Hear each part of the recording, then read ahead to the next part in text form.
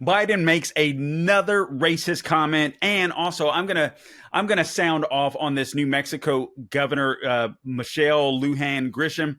I haven't gotten a chance to break this story down this week the way that I wanted to. I'm going to do it now. I'm going to tell you exactly why she stepped in it big time and why even anti-2A Democrats are against her. You heard me right. Anti-2A Democrats are against her concealed carry ban. I want to get into that also. I think Trump stepped in it a little bit yesterday. UA auto workers are striking, the big three auto workers, all three of them simultaneously. The Biden administration is putting more people in cages, or illegal aliens in cages. Hunter Biden indicted on gun charges. We got a lot to talk about. Oh, plus Trump did catch a break in the Fulton County case. That and more in this edition of the Carl Jackson Show podcast. Stay tuned.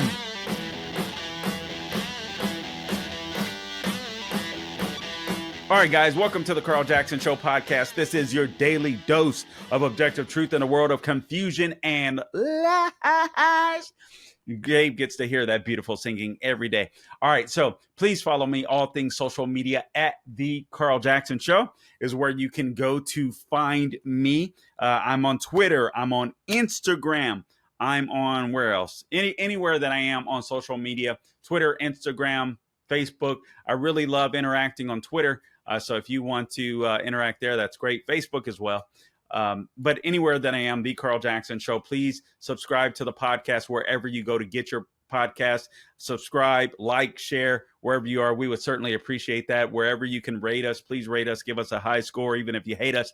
That'll help more people hate us or more people love us, and it'll spread the word. So either way, we are fighting for America. We are fighting for the middle class, and I enjoy being a part of that fight. So please join us in that fight. Man, I got so much to get to. I almost don't even know where to start. Oh, also support our sponsor, Mike Lindell, MyPillow, American Jobs, American Patriot, American made products, mypillow.com, promo code Carl at the top of the page, Radio Podcast Square, enter my name, CARL, get 50% off of Giza sheets and deep discounts, some up over 60% on all MyPillow products. So available to you, mypillow.com, promo code Carl, or give them a call, 800-858-0263, 800-858-0263 is the number. All right, I didn't get an opportunity to get into this case in New Mexico the way that I wanted to. I participated in the Twitter space. It's been several days now, but I'm going to tell you why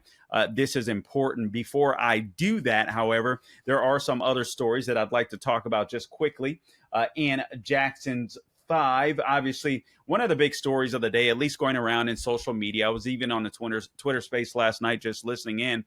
And I think the interview with Megyn Kelly, listen, I don't think in the long run or long term, maybe, I don't know or don't think that it necessarily hurts Trump. But I do think it was a bad interview for him. I think it was a good interview, but I think it was a bad interview. There's a lot of people out there on social media. It's just weird. It's crazy. It's kind of childish out there. I don't give a flip, to be frank with you. When there basically the comments, or a lot of comments, oh, Megyn Kelly getting back. No, I thought she was just asking some decent questions of the former president. And I think questions that need to be asked, because I'm one of these people that believe that whether it's Trump, whether it's DeSantis, that they work for us ultimately. And I want to make sure that at the end of their presidency, we are more free, not less free. That is extremely important to me.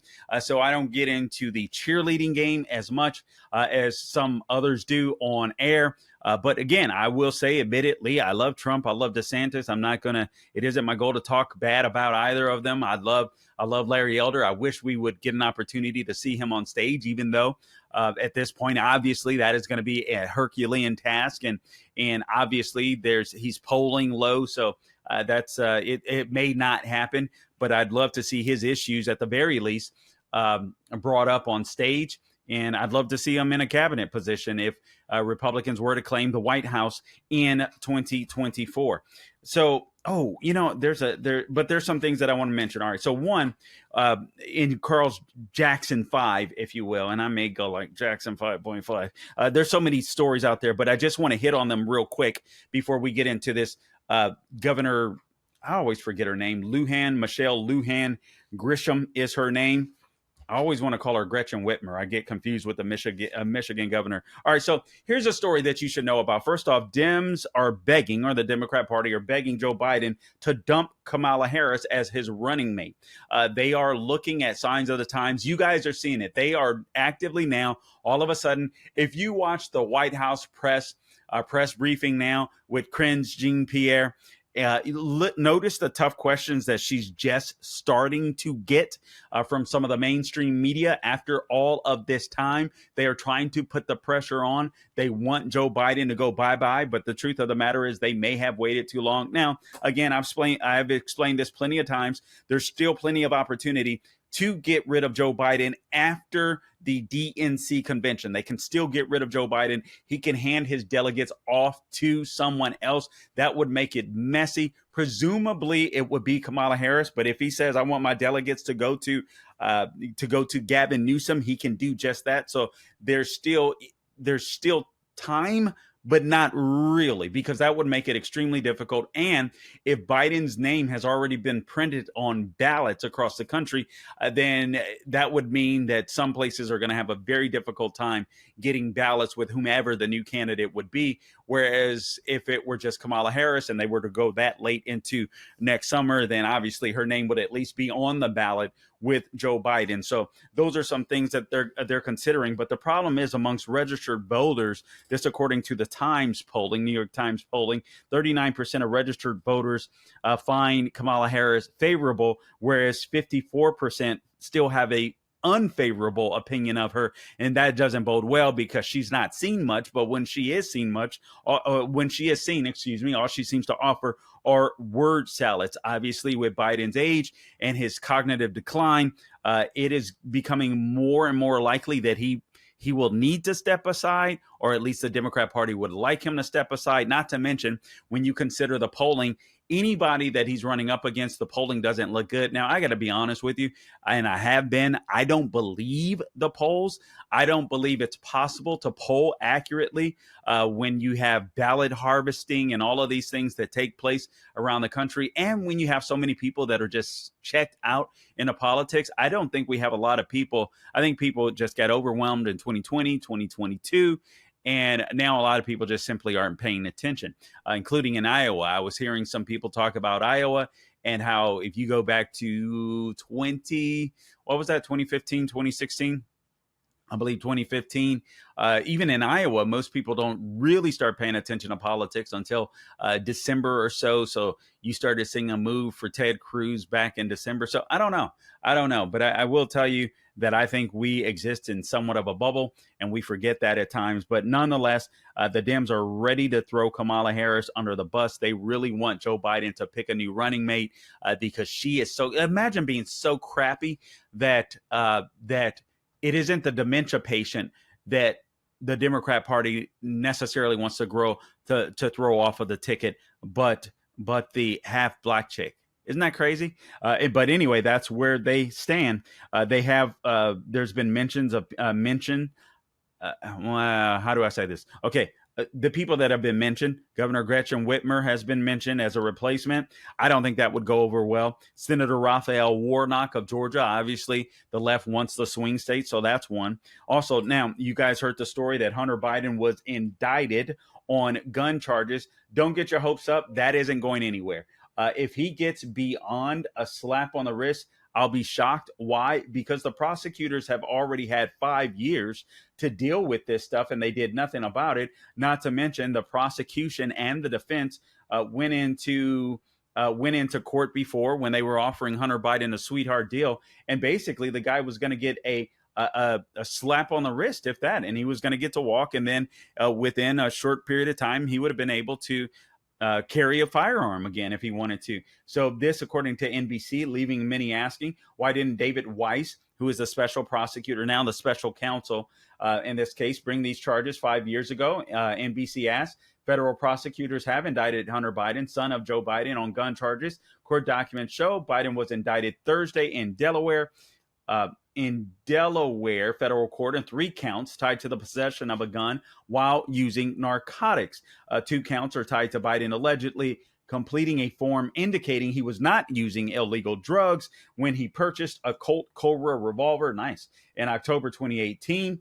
The third count alleges that he possessed a firearm while using a narcotic. The indictment says Biden certified on a federally mandated form, quote, that he was not an unlawful user of and addicted to any stimulant, narcotic, drug, and any other controlled substance, when in fact, as he knew that statement was false and fictitious, close quote. Two of the counts carry a maximum prison sentence of 10 years, while the third has a maximum of 5 years. Guys, he's going to get a slap in the wrist, so don't hold your breath on this one. I simply don't think anything is going to happen. I think part of the deal, even if Biden were to walk away, or even if he stays, they are not going to beat this guy so much as to not want to defeat the Republican nominee in 2024. So just don't get your whatever in an uproar. I will say, here's another one. All right, remember the cages? Trump was getting blamed for keeping kids in cages. This is also ridiculous. So, frankly, where else would you keep illegal aliens when they break into your country? Initially, you have to keep them separated and in holding cells. That's what was happening. As a matter of fact, during Trump's administration, many of the pictures that were being circulated, if not the majority of pictures that were being circulated, actually occurred during Biden's administration. You guys remember AOC with her fake crying against the fence and there was nobody there. It was all a production and all of this kind of nonsense. But Biden has been keeping people in cages, and the truth is they have to. People are breaking the law. People are entering our country illegally. There's no place to put them initially. And what the Border Patrol agents were trying to do, separating men from little children and women and so on, etc., until they get things figured out. So frankly, I don't give a flip about that, them putting them in cages. But at the same time, if the left is going to use it to lie against the right, all right, then what's good for the goose is good for the gander. So Biden is caging illegal aliens. All right, now, what else do I want to talk about? Oh, there is where is it? Let I find it. All right. Trump's latest comments on DeSantis' pandemic response draws pointed response from Florida Governor Ron DeSantis. And listen, I listened to portions of the interview, not the entire thing, but I listened to portions of the interview with Donald Trump on Megyn Kelly. And the parts that I heard, I just think they were unnecessary. I really think that if Trump, I think for the COVID thing, I think this is such a simple fix for him. But for whatever reason, pride or whatever it may be, he's just not willing to say it. Listen, I was duped by Anthony Fauci and Deborah Birx. They lied to me. And then I used my background in business to advance this Operation Warp Speed. And that business acumen allowed me to get the vaccines out as quickly as I possibly could. Unfortunately, they lied to me. They did not tell me that these vaccines were worthless and dangerous. He went on Megyn Kelly's show and said that Democrats said, and this is what concerns me. I'll be straight with you. I don't give a flip what Democrats say. And frankly, I don't think Trump should, especially after they've taken him through the Russia collusion hoax, the Ukraine impeachment, Russia collusion impeachment. I mean, it's absolutely insane what they're doing to him with J6. It concerns me that he's still concerned about what the Democrats think. And I do totally think, and thank God, I was in a Twitter space where people are thinking it as well. That's a total setup. Democrats want him to say, hey, I saved 100 million lives. And then all of this evidence, they'll start bringing out of how the COVID jabs were bad. You notice how fascist Fauci is now talking about how the COVID jab causes myocarditis in young men in particular. You notice that?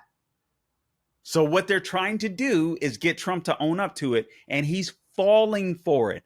That drives me a little bonkers, and it should you too. I love Trump, but let's not get crazy.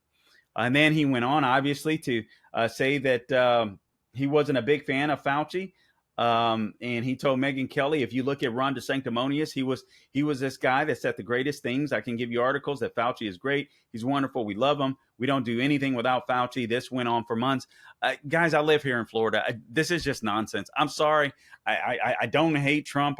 You know what? If he's the president, hoorah, hoorah. This is nonsense. It's just nonsense. And the reason why I don't like it, because I think Republicans just think of the here and now. And they're just thinking of 2024. And I look at everything the left has done to destroy the country in a very short period of time. And I'm like, you know what? Our biggest fighters, we better make sure that we promote them. We better make sure that we kind of, if you think that you're going to defeat Ron DeSantis in the for the nomination, and it looks like that, there's no reason to destroy him. And honestly, what I see from the right, I at times I'm like, I don't even necessarily want to be associated with the Republican Party nor the right. I just think they fight for elections stupidly.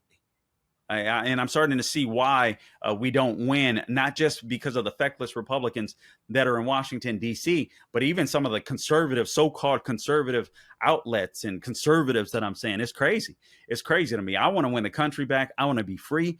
And I don't believe that you denigrate your second best guy like that. I just don't think you do that. I just think that is stupid with a capital STUPID. We're going to need 20 years to turn this country around. Easy. So you don't destroy the best people in the fight. You simply don't do that. And again, I don't think there's any need for him to do that. If he's beating DeSantis by so much, why would you punch down?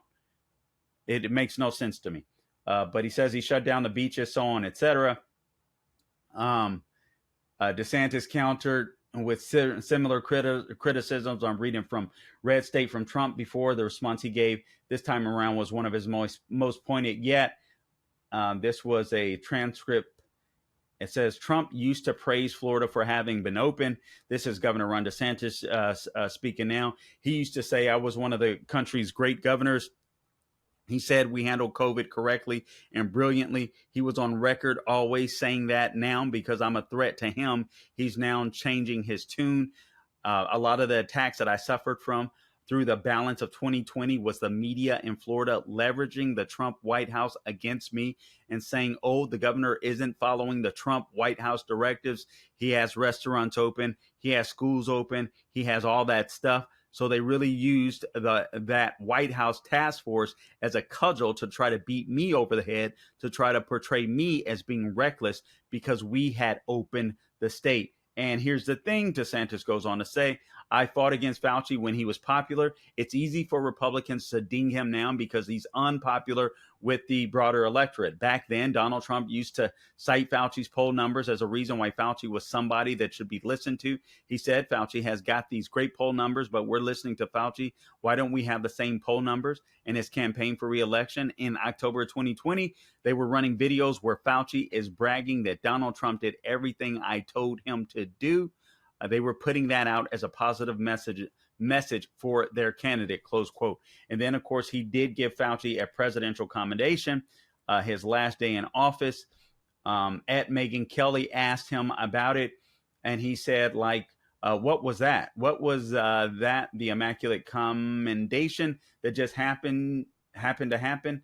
It said Donald Trump awards Fauci this commendation. So I thought it was really pathetic to sit there and listen to that drivel. It is totally false. Okay, I was quoting Ron DeSantis. I was getting a little confused there, but that was still more Governor Ron DeSantis talking. And guys, I really don't care who you are for, whether you're for DeSantis, whether you're for Trump. I live in Florida. Honestly, I'm so thankful that I lived in Florida during COVID. All right. And I really think that Trump, this is just unnecessary. It's just unnecessary, in my opinion. So I thought Megyn Kelly asked him good questions. Tudor Dixon has asked him good questions. I don't know where the guys with the Bozaks are because it looks like the females are asking the better questions. And I'm sorry, I think every candidate should be challenged, including Trump. Now we have communists and fascists that are running our country, and we have a deep state that is even 40% at least bigger in size than it was when Donald Trump entered office as a result of some of these COVID lockdowns. So we've got a Herculean task in front of us. Even if Donald Trump wins, it's not going to be solved in 4 years. Just ain't going to happen, Captain. So I think it's really stupid for people to destroy a DeSantis when honestly good politicians are very few and far between. Okay, moving on from that. All right. Also, there was this story, if I can find it, the UAW, all three of these auto workers unions are striking at the same time, which is absolutely insane. caller called in. Man, where is it at? Now I can't find the story. Of course, I can't find the story. Oh my God. Of course, now I can't find the story. I'm sorry, guys. I thought I already had it pulled up, but the UAW is striking. All three of them are taking advantage of this weak, feckless president. And frankly, I don't blame them. But ultimately, I think it's going to hurt us. Right now, I do believe that a recession is coming. I'm not saying that to be hyperbolic. I just believe that it's coming based upon all the indicators. I mean, I don't mean to laugh about this, but we are living in scary times. Actually, I think we're already in a recession, quite frankly. I just think it's going to get worse. I think we are possibly going to get into a deep recession. I hope that I'm wrong. But I would say make sure you get out of debt, save as much money as you can, because you never know what's going to happen. There was actually, we have the video of it, so I'll get to that in just a sec. I really wanted to read that headline on the UAW auto workers. I don't know why I can't find it now. I found it originally on Red State. Let me check the Bongino report. Bongino report is really good. I got to give the man props. Besides his radio and podcasting, the guy has a really good, well organized. I go to it often more than, actually it was on Bongino. I was looking on the wrong page. All right. So the UAW to strike all big three automakers. It's actually from Breitbart, the story.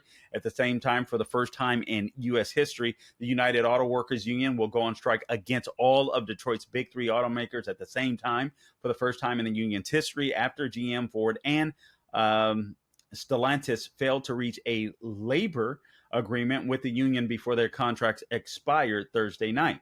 Tonight, for the first time in our history, we will strike all three of the big three at once, UAW President Shawn Fain said on Thursday. They're prepared to strike at midnight, according to Fain. Now, I want everyone's wage to be able to be tied to inflation. That would be nice, right? I should say this. I think the minimum wage should be tied to inflation. Everybody's hurting. I'm not a fan of unions. I understand why people join unions. I'm glad that I live in a right to work state. I don't want corporations to be able to take advantage of workers. But for the most part, where there's more competition, that won't happen. When you have the freedom to move job to job to job, and employers have to compete for your labor, which is in the position that we're in now, then, that's that. And I understand there's a lot of Republicans that are part of unions. I'm not mad at you. You may operate in a state where that's the thing and that's prominent. The problem is the prices are going to go up astronomically. It's going to impact all of us. So anyway, we'll have to wait and see what happens. They plan to strike at General Motors assembly plant in Wentzville, Missouri, a Stellantis plant in Toledo, Ohio, and a Ford plant that's in Wayne, Michigan. Roughly 150,000 American auto workers are represented by the UAW union. President Joe Biden's green agenda is a major concern for auto workers whose jobs are being eliminated by Biden's rapid push for a transition to EVs. Now, I do have to say, I agree with their fight against EVs. First off, most people don't want EVs. That is a complete and utter scam. I'm going to have to do a separate podcast on that. It's a complete and utter scam. Guys, EVs are a joke. I mean, I've got data. I mean, I've got papers around me right now, but we'll have to do it on a separate pod. It's just a hoax. If you want an EV, fine. But we shouldn't be pushing EVs the way that we are. Government should not be mandating EVs. EVs are from the plastics to the tires, because the cars are so heavy. The plastics are made from fossil fuels. The tires are made from fossil fuel.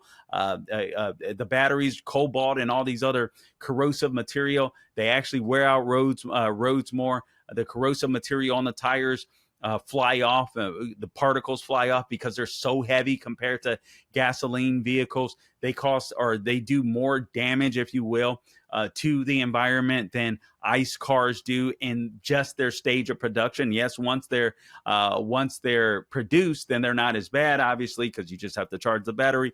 But what do you need to charge the batteries? Electricity. Electricity is powered by coal, so on, etc. So it's just a lie. It's just a scam. So anyway, I agree with them. Now, on this point, I got to say I agree with them. All right, so maybe I need to look into this a little further, because I totally agree with them on that part. You should not be pushing people away from the vehicles that they want and into EVs, which require less workers to produce than gas-powered vehicles. As Breitbart senior editor at large Rebecca Mansour reported, quote, while automakers are seeing their wages slashed due to the EV adoption, the big three executives have enjoyed a windfall thanks to the EV tax credits in Biden's Inflation Reduction Act. Huh. Interesting. Anyway, all right, I'm going to have to read through that more. That's interesting. I'm going to have to follow up on this story more. I'll be honest with you. I haven't been paying as much attention to that story as I should be, but I will be now. Okay, let me get right into this. This was a big story that hit earlier this week. Last weekend, I believe, I was involved in a Twitter space call when this order first went down. I think it was last week Thursday, I believe, or last week Friday. And by the weekend, I was on a Twitter space where people literally that lived in New Mexico were talking about striking and protesting against this, and they did just that. So without any further ado, I'm going to play this quick video here. This is the governor of New Mexico, Michelle Lujan Grisham, on CNN, talking about her doubling down on stupidity, in my opinion, doubling down on the gun ban. I'm going to tell you why she made a huge error. And I want to explain to you why the Democrats that are coming out for her, it's not what you think. These are not anti-2A Democrats. Without any further ado, let's go ahead and run this video. Por favor, Mr. Gabe. Now for her first national televised interview since issuing this order is the governor of New Mexico, Michelle Lujan Grisham. Governor, thank you for your time this morning. And let's get to exactly that. We just heard from the sheriff. He joins the attorney general and others who say they won't enforce it. It's unconstitutional. Why do it if it can't be enforced? Well, that's their opinion. They have no bold actions. They don't have any plans for reducing gun violence. Every single aspect in terms of preventing gun violence, funds, crime labs, more than $150 million for retention bonuses and recruitment of new police officers. I'm focused on one thing. We have the third highest gun-related injuries in the country, 90% higher than the national average. Let me stop for just a sec, Gabe. All right, so that's their opinion. If you don't have anybody enforcing your edict, that's not an opinion. That's what they're going to do. This lady, she's an attorney apparently. I'm telling you, when it comes to policy, Democrats just aren't bright people. I'm not saying that they're dumb people. Obviously, a lot of these people go to college, so on, et cetera. They don't have street smarts.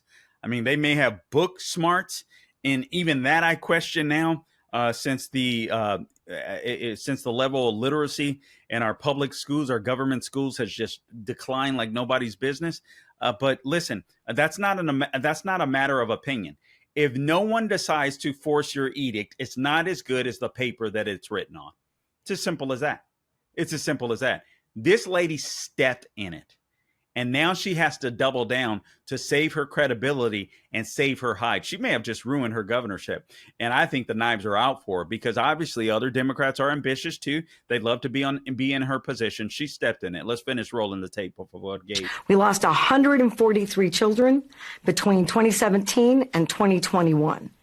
It is unacceptable, and it calls for immediate and swift and bold action. And frankly, the evidence bears out over and over again. Fewer guns on the streets makes everyone safer, and I'm focused on everyone's constitutional rights, not just those the NRA says I should be focused on. Yeah, it's not just the NRA. Here's one other concern from the sheriff. Here's what he told my colleague Caitlin Collins last night.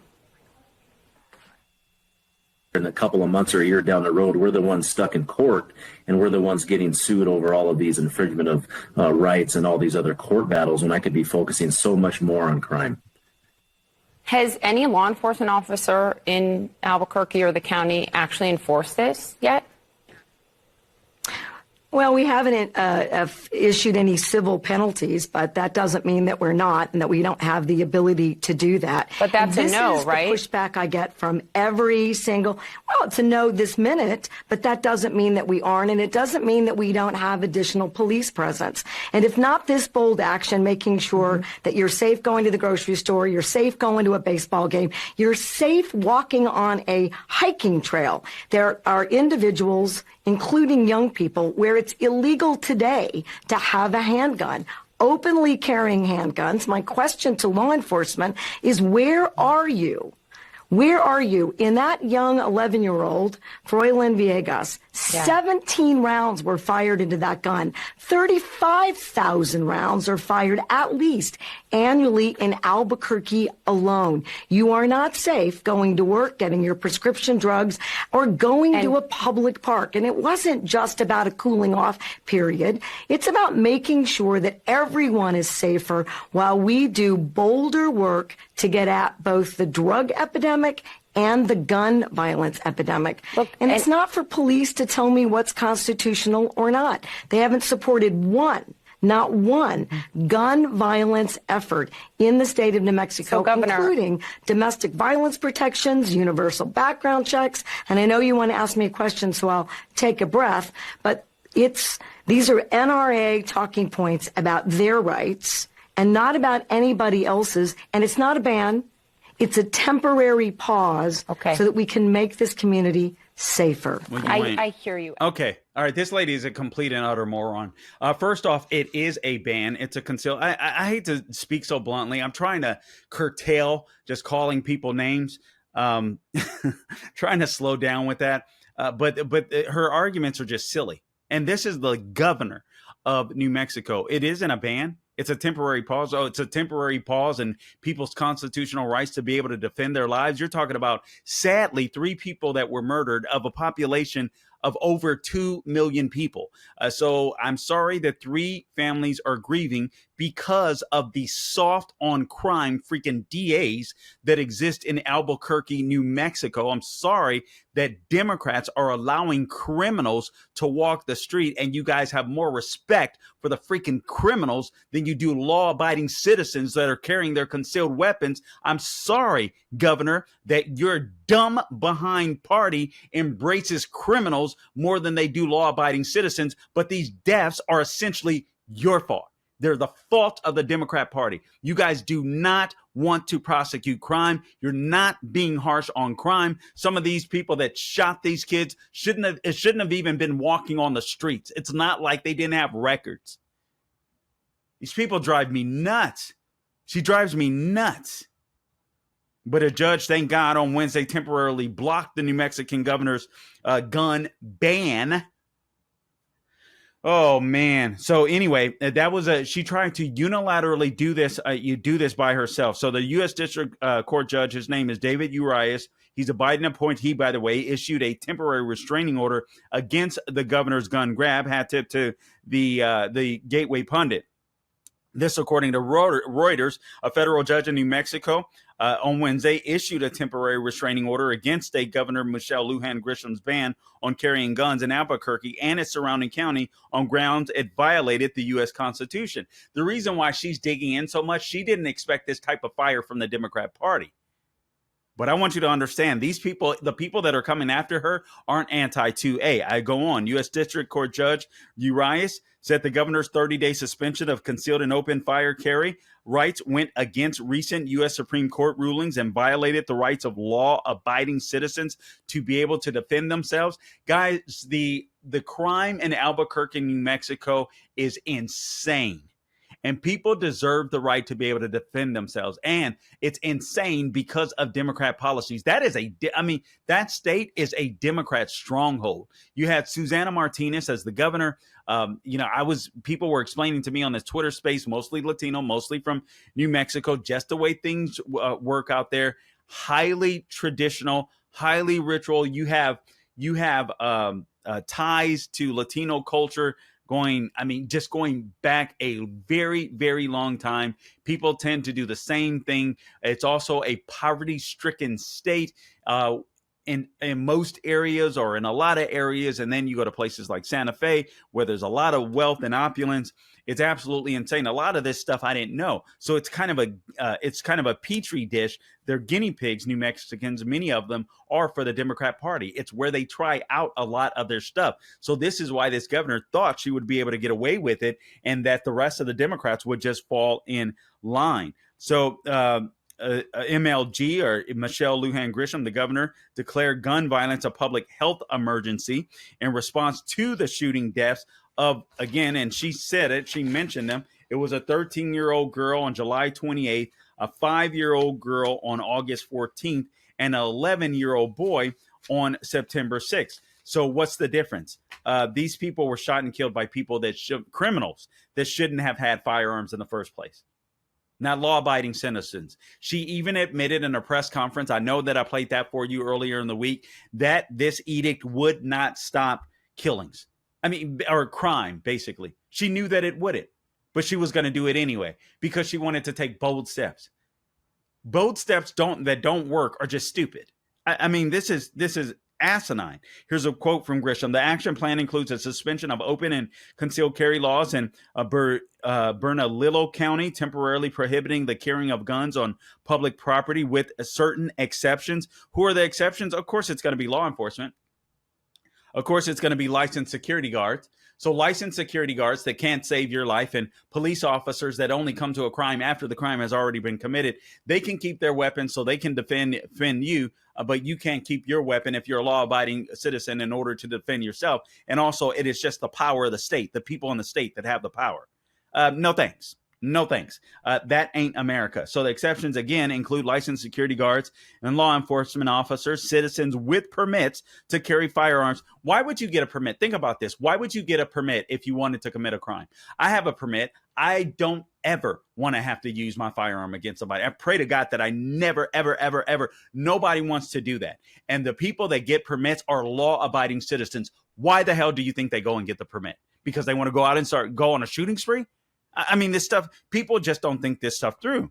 So anyway, citizens with permits to carry firearms are free to possess their weapons on private property, such as a gun range or a gun store, provided they transport the firearm in a lockbox, use a trigger lock, or some other mechanism that renders the gun incapable of being fired. These people just want to be your parents. The Democrat Party, they want to be your parents. These are fascists that are out of control. They love the taste of power. They love it. They have no real solutions, but they think by using power, they can change the world. And in some cases, some do. No one is backing Grisham after she unilaterally suspended the Second Amendment. Protests occurred last, was that maybe Monday? I believe it was, where, thank God people showed up and protested with their firearms, openly defying Grisham. They rallied in Old Town Albuquerque. Yeah, that was on Sunday, and they were shouting, "We will not comply." The sheriff of the town did not comply, said he would not be enforcing the edict. You heard the man. All this paperwork that he's going to have to do instead of going out, and he's not worried about the law-abiding citizens that are carrying firearms. Why would he say that? Because those aren't the people that he has to arrest, and he knows it. He knows it. Guys, let me tell you something. A sheriff is one of the most important offices you can vote for locally. Make sure you know who your sheriff is. If you have an opportunity to get a better sheriff the next time around, vote him out. Now, here's what the AG said. New Mexico's Democratic AG, General Raul Torres, on Tuesday informed Grisham that he won't be defending her order. Now, this is an anti-Second Amendment guy. Don't be fooled by him, all right? This AG. But he knows something politically that she doesn't. Let me first read his quote. I'll explain. I am writing to inform you that my office will not defend your administration in the above referenced cases challenging the public health emergency order imposing temporary firearm restrictions, drug monitoring, and other public safety measures, according to the emergency orders issued by the Secretary of Health on September 8th. This is Raul Torres. He wrote this in a 4-page letter. He goes on to say, though I recognize my statutory obligation as New Mexico's chief legal officer to defend state officials when they are sued in their official capacity, my duty is to uphold and defend the constitutional rights of every citizen. Takes precedence. Simply put, I do not believe that the emergency order will have any meaningful impact on public safety, but more importantly, I do not believe it passes constitutional muster. Torres went on to scold Grisham for taking unilateral action to suspend gun rights as well. He says, quote, however, listen to this. This is If you listen closely, you'll hear some things happening. He says, however, I encourage you to engage in a more thoughtful and deliberative process. He's trying to tell her with members of the New Mexico legislature rather than taking unilateral action that infringes on the constitutional rights of law-abiding citizens while having little, if any, discernible impact on the underlying dynamics driving gun violence in our country. Let me go back to this. However, I encourage you to engage in a more thoughtful and deliberative process. He means that. I think he means that literally. This guy is anti-2A2. Here's the mistake that the governor of New Mexico made. She, like a dummy, dropped this like a bombshell, like a bomb. What happens? People react. People that were being lulled asleep as the communists and the fascists were taking over New Mexico have now been awakened. She awakened a sleeping giant. Unnecessarily so. You have Biden working with using the ATF to close gun stores. You have the left just marching to get rid of guns in blue cities, defying Supreme Court rulings, so on, etc. They're saying, idiot, why did you bring attention to this? Now, all of those people that we have worked on, that we have lulled to sleep regarding the Second Amendment, those people that were just getting so tired of the fight, that were probably going to voluntarily get up their arms, are now going to start fighting for this because you idiot, you just woke them up. That's what they're really saying. That's what the anti-2A Democrats are really mad about. Even David Hogg, the anti-2A activist, said something to the effect of this was a big mistake on her part, unconstitutional, it doesn't pass muster, so on, etc. Why would he be saying that? He's a big anti-2A guy. That's what he is known for, because she awoke a sleeping giant. She awoke a sleeping giant, and they know it. They know it. Now, all of the people that were just not even paying attention to what she was doing, she's just alerted not just New Mexico, but the entire United States. And that was a big mistake. Oh, by the way, I forgot to mention this story in the Fulton County case. Trump got some really good news. Basically, all of the defendants will not be tried together. The judge struck that down and said, I think it's 18. Is it 18? I can't remember if it's 18 or 19 co-defendants. It's a lot of them, close to 1 million. Anyway, they cannot be tried together. This is a major blow to Fani Willis. They will have to try these cases separately. This will elongate the process. That chick was trying to get it done in October. Mind you, it is September 15th.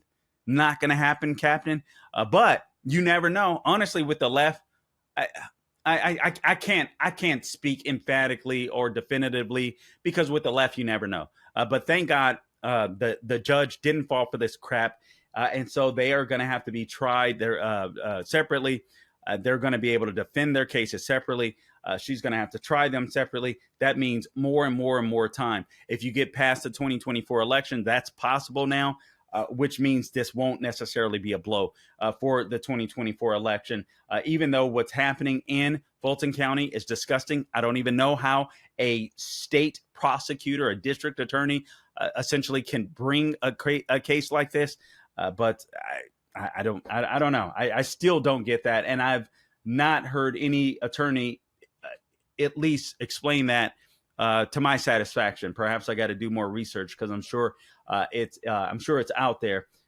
So anyway, walkouts are the first to hit all three automakers. Now, I want to play this in closing. This is Joseph or JRB Ware, Robert Ware, Robert L. Peters, a.k.a. Joe Biden, issuing another racist statement that was completely out of the blue yesterday. This was the weirdest thing. So this guy, I can't lie to you. I'm starting to vacillate between kicking this guy out of office, trying to force him to resign, and trying to keep him around through 2024. I think Gavin Newsom, honestly, is going to come in and try to save the day. But sometimes I hope that he stays there. simply because I would love to run against this guy. There's no doubt about it. I'm just not sure it's going to happen because Democrats do not want to lose. And this guy is a straight up loser. They will have to cheat in every district in order to win with this guy. And I don't put it past them either. But just so you know, but here's the racist commander in chief, the racist, demented commander in chief, Joseph Biden, or Robert L. Peters, if you prefer. Let's roll it, Gabe. We not only recovered all the jobs we lost during the pandemic, we've added millions more. We've seen record lows in unemployment, particularly, and I've focused on this my whole career, particularly for African Americans and Hispanic workers and veterans. You know, the workers without high school diplomas, the lowest unemployment rate in 70 years for women now. You know, the ones without high school diplomas. If you don't vote for me, you ain't black. The first clean and articulate black man to you guys remember that? Whenever I go to a 7-Eleven, I always hear an Indian accent. This guy, his homies in the Senate back in the day, straight up the most racist people in the Senate at the time. Oh, man, this guy's a total disaster. He's a total disaster. Guys, listen, I appreciate you tuning in to this edition of the Carl Jackson Show podcast. Please subscribe wherever you go to get your podcast. Guys, if you're on Twitter, please follow me on Twitter. I really love Twitter. I like Facebook, too. You can message me there. They've been censoring me a little bit, but if more of you follow and share, then I'm not as concerned about it as long as the message is getting out. Instagram, I'm on there, too. So if you're on Instagram, please follow me at The Carl Jackson Show. Like, share the things that I do. I would certainly appreciate that. Don't forget my pillow, American-made products, American jobs, all right, and a Patriot and Mike Lindell. So when you support me, you support them, you support American jobs. MyPillow.com, Radio Podcast Square, enter Carl, or give them a call, 800-858-0263. And you support yourself, quite frankly, because you're going to get a good night's rest. The pillows are the best ever. I absolutely love them. But he's got an array of things available to you when you use my name as a promo code. Guys, until next time, don't grow weary doing good. God bless you.